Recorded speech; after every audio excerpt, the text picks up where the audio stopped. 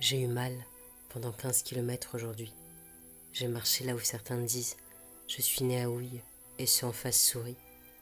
Si la douleur fait de la maison ouverte, tranquille, un bâtiment fermé, si l'humain est sous sa douleur comme une canette sous un train, au point presque qu'on préfère s'y là-haut plutôt que endurer ici.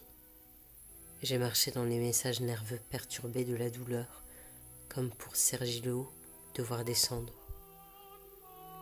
J'ai marché dans les douleurs fantômes et monstres, comme un voyage de pas perdu, quand le temps devient l'espace où avoir mal, et qu'on aiguille est comme l'une des deux malles d'un ciseau et celle la mieux aiguisée, apparaître un martyr et un saint, et alors admettre cette aiguille-là, et que la douleur soit la seule mesure d'un grand temps vide.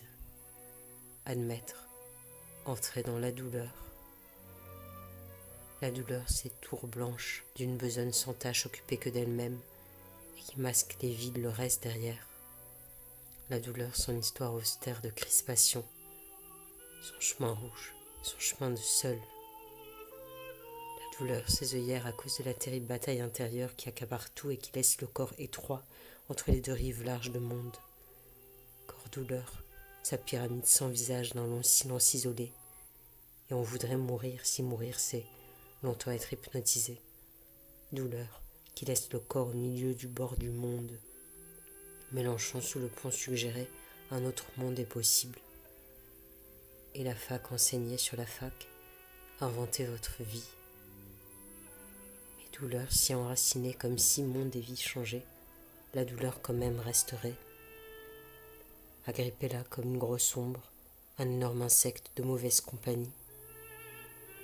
La douleur, sans éclipse ni répit, passe partout, passe toujours. Si la douleur est l'utopie d'un dieu tombé dans une main humaine, et c'est pour ça que douleur est si pure et si entière.